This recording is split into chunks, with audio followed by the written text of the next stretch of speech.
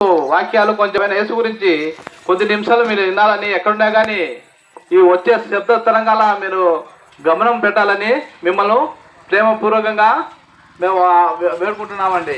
కాగా తన అద్వితీయ కుమారిగా పుట్టిన వారినందు విశ్వాసం ప్రతివాడు నశింపగా నిత్య జీవమును పొందినట్లు ఆయనను అనుగ్రహించాను.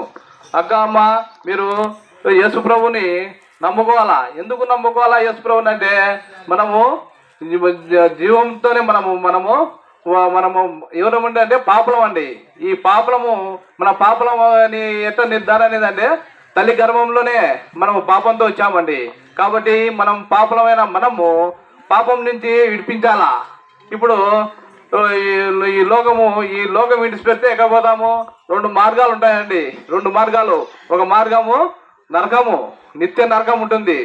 ఆ నిత్య నరకం నుంచి మనం నిత్య జీవం పోవాలంటే ఏం చేయాలా అక్క అమ్మ అంటే మనము యేసుప్రభుని నమ్ముకోవాలా. యేసుప్రభు అవును యేసుప్రభుని ఎందుకు అంటే యేసుప్రభు పరిశుద్ధుడు అండి.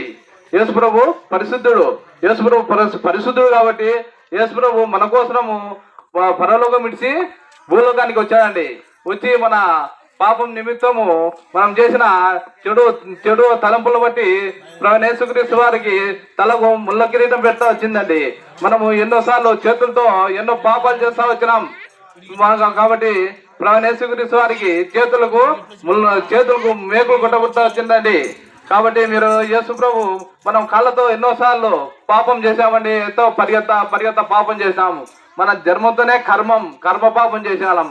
కాబట్టి ఈ కర్మ పాపం నుంచి కావాలంటే యేసుక్రీస్తు ప్రభు ఒక్కరే 2020 సంవత్సరాల ముందు యేసుక్రీస్తు ఈ భూలోకానికి వచ్చాయండి.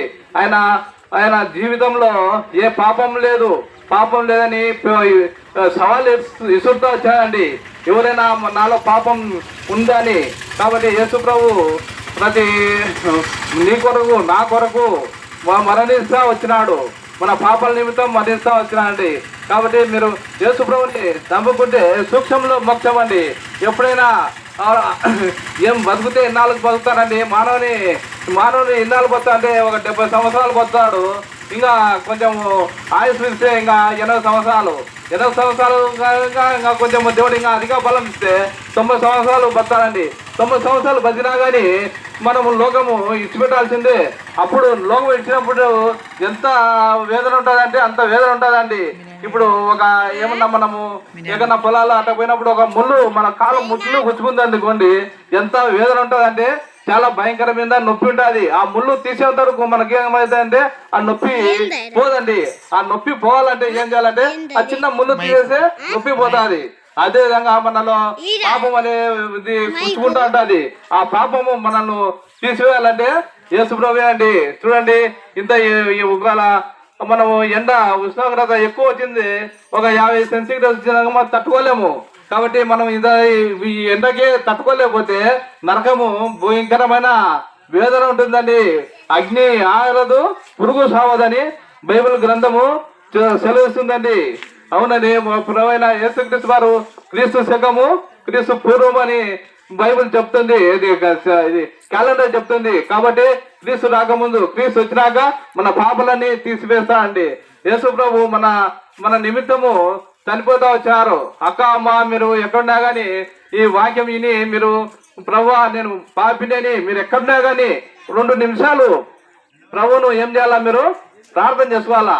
మీరు ప్రార్థన చేసుకుంటే దేవుడు ఉదయ శుద్ధి గలవారు ధన్యులు అనేది ఏ భేదము లేదు.